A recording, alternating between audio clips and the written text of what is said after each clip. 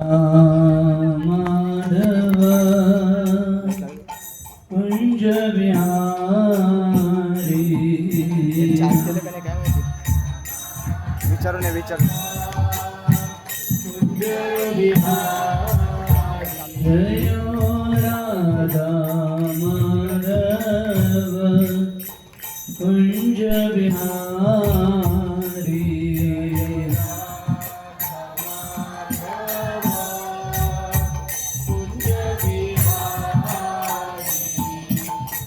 गोपी जनावल्लभा गिरिवरधारी गोपी जनावल्लभा गिरिवरधारी गोपी जनावल्लभा गिरिवरधारी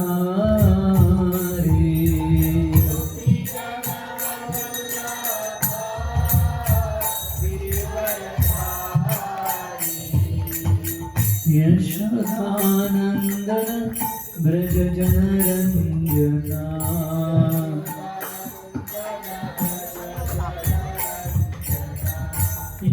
यशोदानंदन ब्रज जनरंजना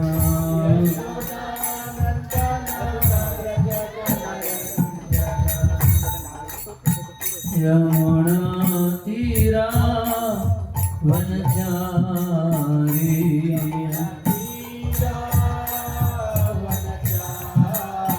यमुना तीरा वनचारी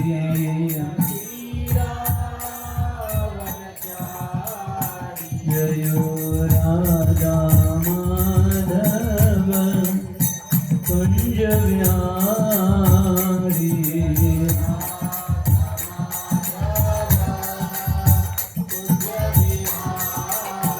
जयो राधा मदन गोपाल राधा मदन गोपाल राधे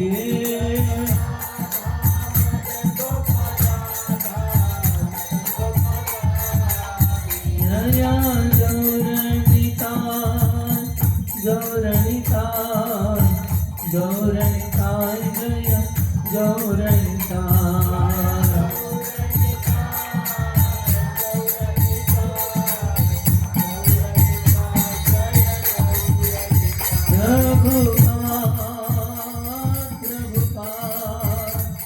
प्रभुपाद जय प्रभुपाद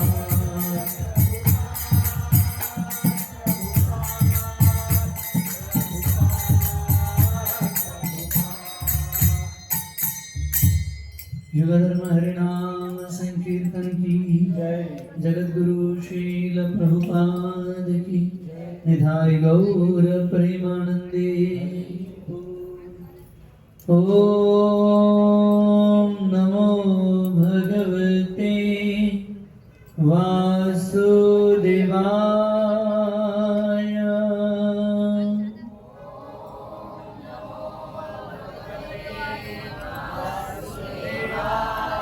ओम नमो भगवते वासुदेवाय।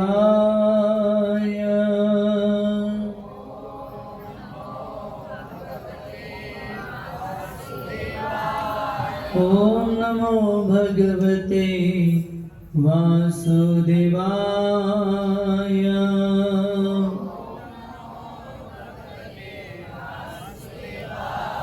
ओम ज्ञानतिमिरान्धस्य ज्ञानाञ्जनशलाकया चक्षुरुन्मीलितं येन तस्मै श्रीगुरवे नमः। श्रीचैतन्यमनोभीष्टं स्थापितं येन भूतले स्वयं रूप कदा मह्यं ददाति स्वपदान्तिकं। वन्देऽहं श्रीगुरौ श्रीयुतापदकमलं श्रीगुरुन् वैष्णवांश्च श्रीरूपा साग्र जाता सगण रघुनाथान्वितं तं सजीवं साद्वैतं सावधूतं परिजनसहितं कृष्ण चैतन्य देवं श्री राधा कृष्ण पदा सगण ललिता श्री विशाखान्वितं च हे कृष्ण करुणा सिंधु दीनबंधु जगत्पते गोपेशा गोपिका कांत राधा कांत नमस्तुते तप्त कांचन गौरांगी राधे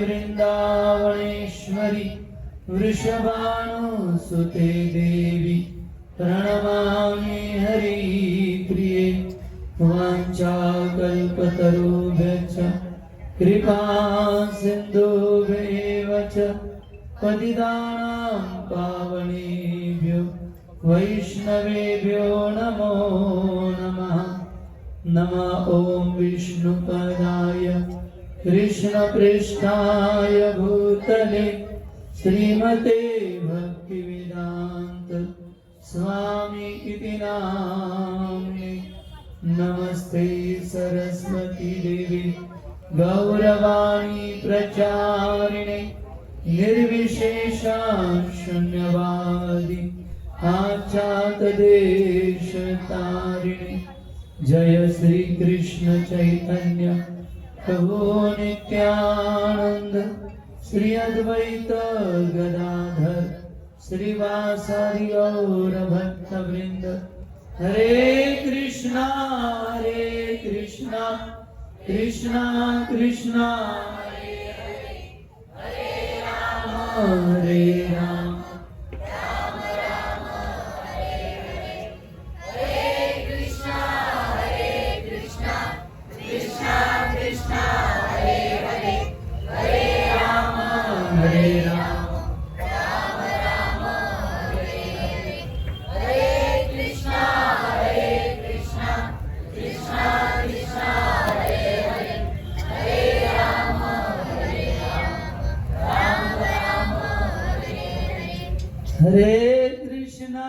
हरे कृष्णा कृष्णा कृष्णा हरे हरे हरे राम राम राम हरे हरे मुखं करोति वाचालं पंगुं लङ्घयिते गिरिं यत्कृपातमहं वन्दे श्रीगुरो दीनतारिणं परमानन्दमाधवं श्रीचैतन्येश्वरम् हरे कृष्णा। सर्वप्रथम गणेश एकता कला क्रीडा मंडळ सालावा बाद प्रमाणे गणेश उत्सव साजरा करीत असतं, परंतु गेल्या अनेक वर्षांपासून या गणेश उत्सवामध्ये एक विशेष उपक्रम आपण राबवतो आणि तो आहे श्रीमद भागवत कथा यज्ञ। मला वाटते 5वं किंवा 6वं वर्ष असेल यावर्षी आपण भागवत कथा आयोजित करत आहोत। खरं तर शिवराम प्रभूंना 7 दिवस आमंत्रित केलेलं होतं, परंतु त्यांनी 3 दिवस दिले। एक दिवस चेतना आणि एक दिवस प्रेरणा असा कार्यक्रम आयोजित झाला, पण मग चर्चा झाली की 6 दिवस तरी कमीत कमी कार्यक्रम व्हायला पाहिजे। तर म्हणून आज श्रीकृष्ण जन्माष्टमी महामहोत्सव इथे साजरा करण्याचा काही 2-3 दिवसापूर्वी ठरलं आणि मग त्यानंतर सगळी पळापळ सुरू झाली।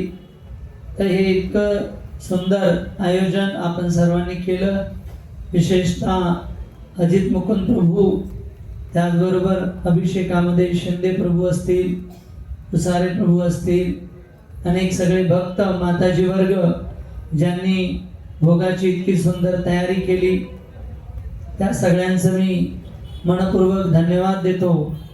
आणि जास्त वेळ बोर करणार नाही, कारण भगवंताचं ड्रेसिंग लवकरच झालं की सिग्नल येईल आणि मग आपण भगवंताची महाआरती करून आपल्या लाडक्या विठ्ठल प्रभूंच्या हातचा महाप्रसाद आपण ग्रहण करू. तर सर्वप्रथम पुन्हा एकदा एकता कला क्रीडा मंडळ त्यांचा आभारी आहे आणि आपल्या सर्वांचं देखील. वास्तविकता भगवद्गीतेमध्ये भगवंताने सांगितलेलं आहे, जन्म कर्म च मे दिव्यम योयम वेती तत्वतः त्वक्त्या देह पुनर्जन्म नैति मामेती स्वर्जुना. की हे अर्जुन, जो माझ्या जन्माचं आणि कर्माचं दिव्य स्वरूप तत्वतः जाणतो तो मृत्यूनंतर माझ्या धामाची प्राप्ती करतो. आणि म्हणून भगवंताचं जन्म आणि कर्म हे साधारण नाहीये, हे आधी आपण समजलं पाहिजे. आपल्या जन्मामध्ये आणि भगवंताच्या जन्मामध्ये फार मोठं अंतर आहे.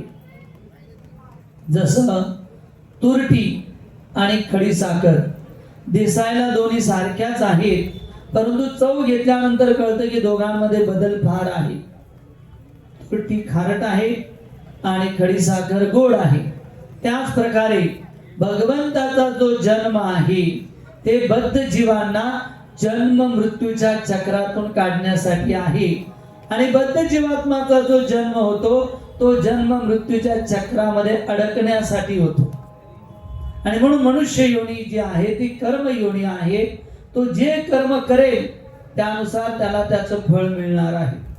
आणि म्हणून तत्वता जाणण्यासाठी श्रीमद भागवतामध्ये शुकदेव गोस्वामींनी 4 दिवस ब्रह्मांडाची निर्मिती, त्यानंतर परीक्षित महाराजांचं जीवन चरित्र, कपिल मुनींचं जीवन चरित्र, असं 10 स्कंदापर्यंत 4 दिवस चर्चा केल्यानंतर परीक्षित महाराजांना वाटलं की कुठंतरी भगवंतांच्या दिव्य लीलांची चर्चा सुरू झाली पाहिजे. आणि मग त्यांनी प्रश्न विचारला की हे शुकदेव गोस्वामी, मला भगवंतांच्या लीलांचं वर्णन तुम्ही करा, ज्या लीला अमृताप्रमाणे जीवाला गोड वाटणाऱ्या आहेत. आणि मग शुकदेव गोस्वामींनी भगवंताचा दशम स्कंद भगवंतांच्या लीलांची सुरुवात केली.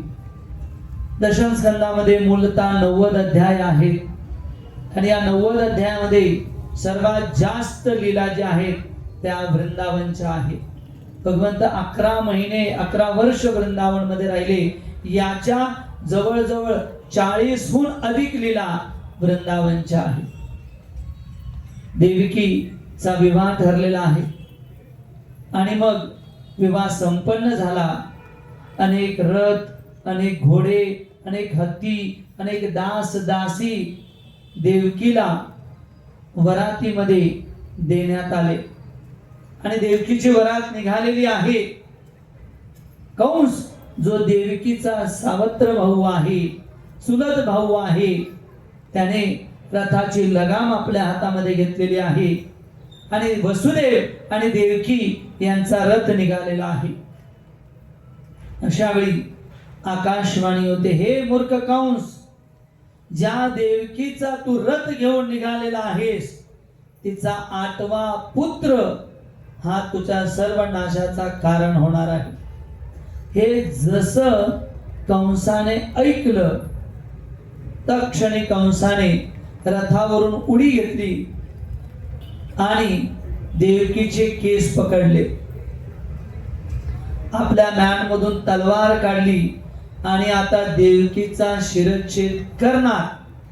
तत्क्षणी वसुदेवाने विनंती करायला सुरुवात केलेली आहे की हे कंस, अरे त्रिलोकावर तू राज्य करणारा, आपल्या बहिणीला मारून पापाचा भागीदार का होतोस? तुझी ख्याती एवढी आहे, तुला तुझं अपकीर्ती होईल, तुझं गुणगान होणार नाही. अशा प्रकारे वसुदेव कंसाला समजू लागले. साम दाम दंड भेद या प्रत्येक गोष्टीचं अवलंबन वसुदेवाने केलं. शेवटी कंस मानायला तयार नव्हता. आणि अशा वेळी मग वसुदेवाने कंसाला एक गोष्ट सांगितली. ते म्हणाले, हे कंस, तुला 8व्या पुत्रापासून भय आहे, देवकीपासून तर भय नाही ना. म्हणून मी तुला वचन देतो की देवकीची 8ही मुलं मी तुला दिल्याशिवाय राहणार नाही. मी तुला देईन आणि तुला जे वाटेल ते तू तिचं कर. असं वचन ज्यावेळी देण्यात आलं वसुदेवाद्वारे कंसाला, त्यावेळी कंसाने ते मान्य केलं. ठीक आहे, इथे 2 शिकवणी या भागवत कथेच्या सुरुवातीला आपण घेऊ. फार महत्वाचे धडे आहेत हे आपल्या जीवनामध्ये. पहिलं, कंस तर देवकीचा रथ हाकत होता, पण ज्यावेळी त्याला कळालं की मला त्रास होणार आहे वसुदेवेच्या आणि देवकीच्या 8व्या पुत्रापासून, त्याने तिला मारण्याचा प्रयत्न केला, आपल्या सख्या बहिणीला. हे आहे भौतिक जगत. या भौतिक जगामध्ये ज्यावेळी स्वतःची इंद्रिय तृप्ती जोपर्यंत पूर्ण होते तोपर्यंत माझ्यासाठी सर्व काही गोड गोड. परंतु ज्या दिवशी माझी इंद्रिय तृप्ती बंद पडेल आणि जो बंद पडण्यास कारणीभूत ठरेल, मी त्याला धडा शिकवल्याशिवाय राहणार नाही. हे आहे भौतिक जगत. या भौतिक जगताचा नियम आहे, मी तुझी पाठ खाजवतो, तू माझी पाठ खाजव. हा आहे या भौतिक जगाचा नियम. प्रत्येक व्यक्ती इथे स्वार्थाने प्रेरित आहे. जसं एकदा 3 मित्र, फार जिवलग मित्र, या तिघांनी ठरवली की चांगली खीर बनवायची. खीर बनवण्यासाठी तिघांनी प्रयत्न केले. एकाने चूल बनवली, लाकूड आणलं, सगळं इंधन आणलं. एकाने दूध, त्याला जे काही तांदूळ सगळं काही लागतं ते आणलं. एकाने ती बनवायला मदत केली. तिघांनी खीर बनवली, पण दुर्भाग्य, ती खीर इतकीच बनली, एकटाच खाईल एवढी. आता करायचं कसं? तिघे जंगलामध्ये विचार करू लागले की आता खिरीचं खाईल तर एकच जण, पण आहोत 3 जण, करायचं काय? तिघांमध्ये एक जण म्हणाला, असं करू, खीर ठेवून देऊ, आता आपण विश्राम करू. उठल्यानंतर ज्याचं स्वप्न चांगलं असेल तो खीर खाणार. सर्वात जास्त चांगलं स्वप्न तो खीर खाणार. ठीक आहे, तिघेही झोपले. थोड्या वेळानंतर एक जण उठत गेले. पहिला उठला, तो म्हणाला, खीर खाणार तर मीच. बाकीचे दोघं म्हणाले, का बरं? तो म्हणाला, मला काय स्वप्न पडलं, माझ्या स्वप्नामध्ये साक्षात इंद्रदेव आले. मला झोपेतून उठवलं आणि म्हणाले, चल, इथे काय झोपलाय जंगलामध्ये, स्वर्गामध्ये चल.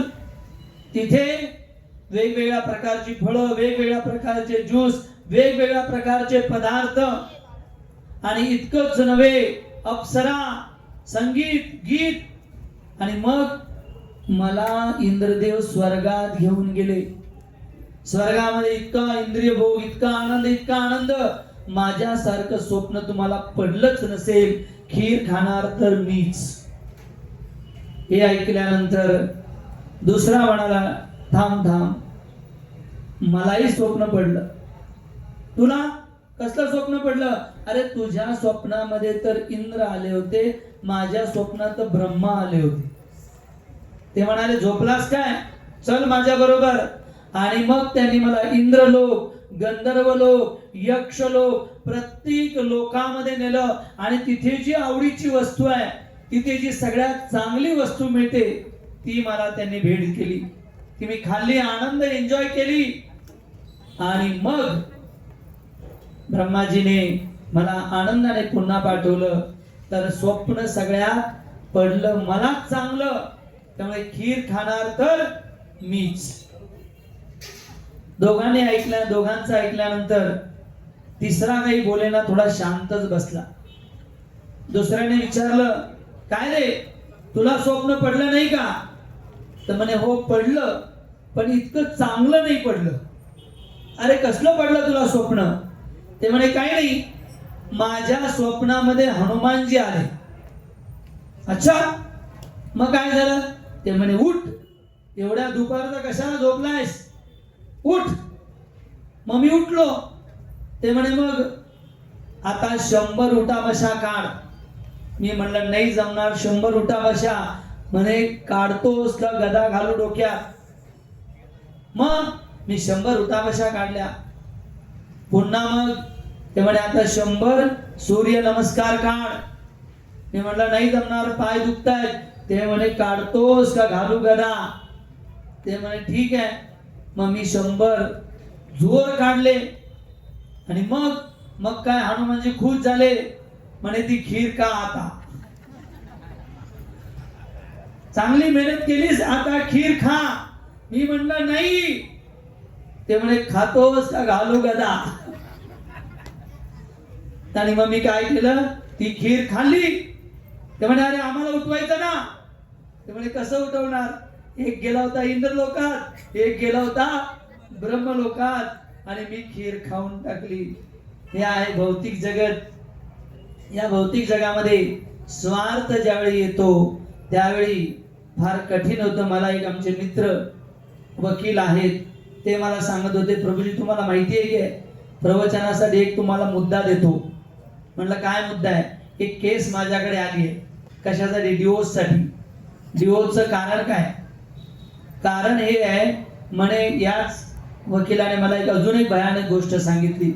तर पहिलं तर त्यांनी सांगितलं की एक केस आलेली आहे, डिवोर्स पाहिजे का? नवरा रात्री जोर जोरात घोरतो.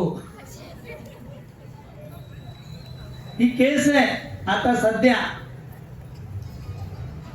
बर, त्याच्यापेक्षा त्यांनी भयानक गोष्ट सांगितली मला की दोघे पती पत्नी कंपनीमध्ये फार मोठ्या पोस्ट वरती,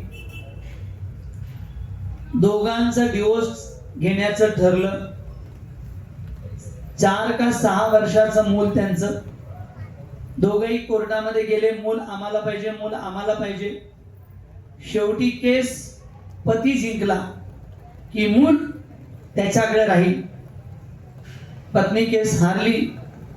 आता मुलगा जाणार, तिने परमिशन मागितली की 2 दिवस माझ्याकडे मुलाला ठेवते आणि मग मी त्याला पाठवते. ठीक आहे. 2 दिवस घरी घेऊन गेली, खाऊ घातलं, पिऊ घातलं. दुसऱ्या दिवशी ज्यावेळी मुलगा झोपला, तो पुन्हा उठला नाही. आईने त्याला खाण्यातून विष घातलं आणि सांगितलं. त्यावेळी तिला विचारण्यात आलं की तू असं का केलं? ते म्हणे, जर माझा मुलगा माझ्याकडे नाही तर त्याच्याकडे पण नाही. ही आहे भौतिक जगत. त्या भौतिक जगतामध्ये प्रत्येक जण इंद्रिय तृप्तीसाठी आपल्या कशा इंद्रिय भोग होईल याच्या मागे लागलेला आहे. आणि म्हणून भगवंतांनी शुभदेव गोस्वामींनी सांगितलेलं आहे, दुःखालयम अशाश्वतम. कंस इतका भयानक वीर, पण ज्यावेळी त्याला कळालं देवकीपासून त्रास आहे, त्यांनी पाठ जे आहे खाजवणं ज्यावेळी थांबलं, त्यावेळी देवकीला मारण्याचा प्रयत्न केला. हे आहे भौतिक जगत. म्हणून भौतिक जगामध्ये आपलं कर्तव्य करा, आसक्त राहू नका. गीतेमध्ये भगवंताने नियम सांगितलेला, यत करोषि यदजनासी यज्ज होसी ददासी यत तपस्यसी कौन्तेय तत्कुरुष मदर्पणम. जे काही तुम्ही आम्हाला करत आहात ते तुम्ही भगवंतांना अर्पण करा. हा नियम भगवद्गीतेमध्ये भगवंताने सांगितलेला आहे. तर पहिला नियम, भौतिक जगामध्ये राहत असताना कर्तव्य करा परंतु आसक्त राहू नका. पहिला लेसन. दुसरा धडा, ज्यावेळी वसुदेवाने अनेक गोष्टी सांगितल्या की तुम्ही अशा प्रकारे तुमचा अपमान होईल, इतकी कीर्ती महान आहे, परंतु काहीच ऐकलं नाही. परंतु ज्यावेळी वसुदेवाने सांगितलं की माझी 8च्या 8 मुलं मी तुम्हाला देईन, त्यावेळी मात्र कंस, निर्दयी कंस देखील तयार झाला. कंसाने वसुदेवाची अट मान्य केली की जा, आणि दोघांनाही राजमहालात पाठवून दिलेला आहे. दुसरा धडा की कंसाने असं वसुदेवामध्ये काय पाहिलं ज्यामुळे त्याने मारणाऱ्या देवकीला देखील अभयदान दिलं. त्याचं कारण आहे, प्रभुपाद लिहितात तात्पर्यामध्ये, एकमेव कारण आहे वसुदेवांचं आचरण. बोले तैसा चाले त्याची वंदावे पाऊले. आध्यात्मिक जीवनामध्ये जर आपल्याला खऱ्या अर्थाने श्रीकृष्ण जन्माष्टमी साजरी करायची असेल, तर आपल्याला भगवंतांना जर प्राप्त करायचं असेल, तर आपल्याला आपलं आचरण फार महत्वाचं ठेवावं लागेल. आचार्य म्हणजे काय? जे आपल्या आचरणावरून शिकवतात भक्ती कशी करायची. आणि म्हणून आपलं आचरण फार महत्वाचं आहे. आपण वागतो कसं, आपण बोलतो काय, हे फार महत्वाचं आहे आध्यात्मिक जीवनामध्ये.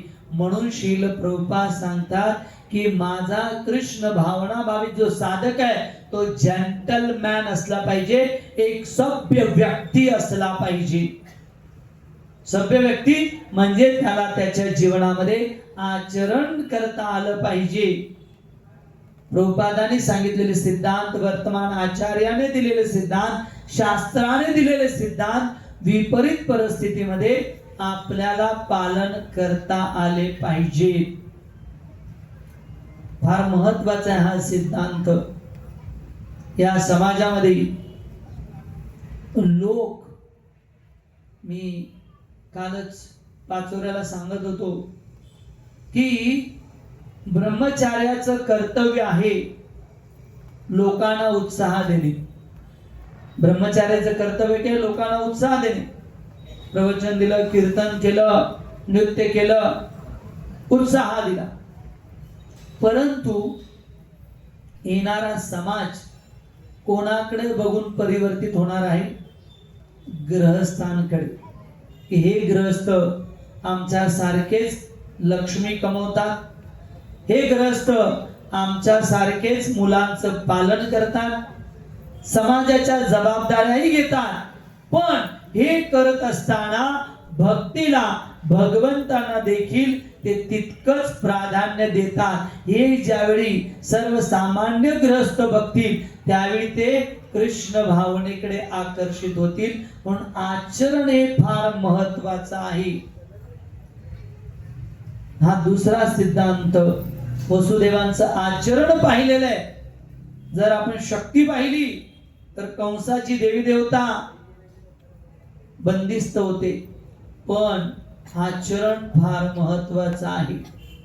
आणि मग ज्यावेळी देवकी आणि वसुदेवाला पहिलं मूल झालं त्यावेळी वसुदेव प्रामाणिकपणे, बघा काय आचरण आहे, पहिलं पोटचं मूल कंसाला मारण्यासाठी घेऊन जाणं साधी गोष्ट नाही आहे. म्हणून आचरण योग्य परिस्थितीमध्ये मध्ये कोणीही योग्य आचरण करतं, पण विपरीत परिस्थितीमध्ये देखील याचा एक फार मोठा मुद्दा आहे. परीक्षित महाराज, शाप मिळाला, 7 दिवसात तुमचा मृत्यू होईल. परंतु परीक्षित महाराजांमध्ये शक्ती एवढी होती की ते शापाला परतून लावू शकत होते. परंतु त्यांनी प्रामाणिकपणे शाप आचरणात आणला, शाप स्वीकार केला. विपरीत परिस्थितीमध्ये आपलं आचरण कळतं. द्रौपदी ज्यावेळी अर्जुनाने तिचा स्वयंवरामध्ये तिला जिंकलं आणि दरवाजावर घेऊन आल्यानंतर अर्जुन म्हणाला, माते तुझ्यासाठी काय भिक्षा आणलेली आहे बघ तू. मातेने सांगितलं, 5 भावामध्ये सारखे वाटून घ्या. किती महत्व. एक स्त्री 5 पुरुषांमध्ये विभाजित होणं, विपरीत परिस्थितीमध्ये आचरण आणणं, याला भक्ती म्हणतात. हे नीट लक्षात आपण घेतलं पाहिजे. फार महत्वाचं आहे. श्रीमद भागवतम काय सांगतं, दुर्वासा ऋषी ज्यावेळी अंबरीष महाराजांना मारण्यासाठी त्यांनी राक्षस निर्माण केला. अंबरीष महाराजांनी हात जोडले, जशी तुमची इच्छा. आणि मग सुदर्शन आलं आणि त्यांनी दुर्वासा ऋषींच्या त्या असुरांचा वध केला आणि दुर्वासा ऋषींच्या मागे लागलेला आहे. दुर्वासा ऋषींच्या मागे लागल्यानंतर दुर्वासा ऋषी फिरत फिरत भगवंतापर्यंत गेले. भगवंत म्हणाले, मीही काही करू शकणार नाही. अहम भक्त पराधीन, मी भक्ताच्या अधीन आहे. तुला जर क्षमा पाहिजे असेल तर माझ्या भक्तांकडे जा. दुर्वासा ऋषी अंबरीष महाराजांच्या चरणावर पडले. अंबरीष महाराजांना क्षणाचाही अहंकार झाला नाही. त्यांनी क्षमा मागितली दुर्वासा ऋषींची की मी चुकलो, मला माफ करा, माझ्यामुळे तुम्हाला 1 वर्ष फिरावं लागलं. हे आहे आचरण. म्हणून कृष्ण भावनेमध्ये श्रील प्रभुपादांना काय आपल्याकडून पाहिजे, केवळ एकच. वर्तमान आचार्यांना काय पाहिजे की आपलं आचरण. आणि मग इथे वसुदेव ज्यावेळी पहिल्या बालकाला घेऊन गेले त्यावेळी कंसाच्या मनात दया आली. हे आचरण, आपलं आचरण असलं पाहिजे की विरुद्ध भक्तांच्या जीवनामध्ये ज्यावेळी असे चॅलेंजेस येतील त्यावेळी आपल्या परिवार असो, आपला समाज असो, त्या समाजामध्ये त्यांच्या हृदयात दया आली पाहिजे. हे आचरण, ही खरी जन्माष्टमी आहे. कृष्ण वृंदावन मध्ये जाण्याआधी चॅलेंजेस नव्हते. वृंदावनाचं नावच नाही कृष्णा पुस्तकामध्ये. पण जसे कृष्ण वृंदावन मध्ये गेले, पूतना आली, अगासूर आला, तृणावत आला, बकासूर आला, सगळे आले, ब्रह्मा आले, इंद्र आले. ज्यावेळी कृष्ण वृंदावन मध्ये गेले त्यावेळी आपण भक्ती करायला लागतो ना, त्यावेळी परीक्षा होणार. आपल्या सिद्धांताची, आपल्या आचरणाची परीक्षा होणारच. वसुदेव घेऊन गेले कंसाकडे. कंसाला दया आली. कंस म्हणाला, काही चिंता नाही, घेऊन जा, मला 8व्या पुत्राकडून त्रास आहे. देवकी आणि वसुदेवाला आनंद झाला. पण नारद मुनी पोहोचले कंसाकडे आणि कंसाला म्हणले, अरे महामूर्ख, काय करतोयस तू? आणि मग त्यांनी 5 बोटं दाखवली कंसाला आणि सांगितलं, पहिलं कुठलं आणि 5वं कुठलं? कंस गर्भगळीत झाला. मग त्याने म्हटलं, एक कमळाचं फूल घेऊन सांग, पहिली पाकळी कुठली आणि शेवटची पाकळी कुठली? कंसाला कळालं नाही. कंसाच्या लक्षात आलं, 8वाही पहिला येऊ शकतो आणि पहिलाही 8वा येऊ शकतो. नारद मुनींनी केलं हे चूक का बरोबर, हा प्रश्न आहे. कंसाने तर पहिलं बालक मारलं, पण नारद मुनींनी केलं ते चूक की बरोबर? वैष्णवर क्रिया मुद्रा विज्ञाना भुजार. वैष्णवांचं क्रिया आणि वैष्णवांचं आचरण आपण जाणू शकत नाही बऱ्याच वेळा, प्रगत भक्तांचं. त्यावेळी नारद मुनींनी जाणलं की जर पहिलं अपत्य यांच्या बरोबर राहिलं तर ते दुसऱ्या अपत्याला लवकर जन्म देणार नाही. 8वं अपत्य यायला वेळ लागेल, भगवंतांना वेळ लागेल. इतकंच नव्हे, हे जे 6 मुलं आहेत ती शापित मुलं आहेत. त्यांचा मुक्तीचा मार्ग आताच उघडणार आहे. आणि म्हणून नारद मुनींनी जे जाऊन कंसाला सांगितलं की कंस, पहिलं कुठलं आणि 5वं कुठलं? म्हणून वैष्णवांचं आचरण आपण बऱ्याच वेळा जाणू शकत नाही. आणि म्हणून आपण प्रामाणिकपणे श्रवण केलं पाहिजे वैष्णवांकडून, गुरुकडून, जेणेकरून आपण त्यांना सिद्धांतिक दृष्ट्या पाहू शकतो. आणि मग अशा प्रकारे अनेक कथा आहेत. बलरामजींचा उतरण आहे, परंतु मला वाटतं ड्रेसिंग झालेला आहे, भोगही आणलेला आहे आणि जवळजवळ 9, 9:30 झालेले आहेत. तर आता भगवंताची आरती होईल आणि मग प्रसाद आमच्या विठ्ठल प्रभूंच्या हातचा दरवर्षी आम्ही त्याच्यासाठी इगर असतो. तर थँक्यू पुन्हा एकदा आपल्या सगळ्यांचं. विशेषतः गणेश एकता कला क्रीडा मंडळ जे दरवर्षी गणेश उत्सवानिमित्त ही कथा आयोजित करतं, त्या सर्व सभासदांचं धन्यवाद. आणि हा कार्यक्रम यशस्वी करून आणण्यासाठी अजित मुकुंद प्रभू अनेक त्यांचे सहकारी दिवस रात्र इथे सेवा करतात. अनेक भक्त इस्कॉन परिवारातले भक्त अनेक सेवा करत असतात. अभिषेकाची तयारी शिंदे प्रभू असतील, त्याचबरोबर अनेक भक्त मागे सेवा देत आहेत. प्रसादम सेवा वरकडे प्रभू, किचन सेवा, त्याचबरोबर आमचे पुंडरीकाक्ष प्रभू असतील, जिथे कमी तिथे पुंडरीकाक्ष प्रभू. अशा प्रकारे सगळे भक्त आनंदाने दरवर्षी सेवा करत आहात. अशाच प्रकारे सेवा करू आणि प्रभुपादांचं धन्यवाद याच प्रकारे आपण देऊ शकतो, कृतज्ञ राहून. फार महत्वाचं आहे. श्रील प्रभुपाद एकदा शिष्यांबरोबर बसले होते आणि प्रभुपादांनी शिष्यांना सांगितलं की तुम्हाला जर भगवत धामात जायचंय, प्रश्न विचारलाय का शिष्याने की आमची साधना नीट होत नाहीये, तर आम्हाला काय करायला पाहिजे, किती टक्के शुद्ध व्हायला लागतील? प्रभुपाद म्हणले 100% शुद्ध झाल्याशिवाय भगवत धामात जाणार नाही. मग सगळ्या भक्तांचं उत्साह पाहिला. प्रभुपाद म्हणले ठीक आहे, 80% शुद्ध झाला तर भगवत धामात, नाहीतर याच ठिकाणी राहा. 1-2 भक्त हरिबोल बोलले, बाकी ज्यांचे हात खालीच. प्रभुपाद म्हणले ठीक आहे, 70% शुद्ध झाला तर भगवत धामात, नाही तर इथेच राहा. थोडे जास्त भक्त हरिबोल बोलले, पण बाकीच्यांचे हात खाली होते. प्रभुपादांनी पाहिलं. प्रभुपाद म्हणले फायनली 65% जर पडले तर भगवत धामात, नाहीतर इथेच राहा. अर्ध्यापेक्षा कमी लोकांचे हात वरती होते, बाकी सगळ्यांचे खालीच होते. प्रभुपाद म्हणले ठीक आहे, जे 65% शुद्ध होणार नाही त्यांनी माझी धोती पकडा आणि पाठच्या दरवाजाने मी तुम्हाला भगवत धामात घेऊन जाईन. माझ्याकडे पाठच्या दरवाजाची चावी आहे. पण प्रभुपादांची धोती पकडणं म्हणजे काय?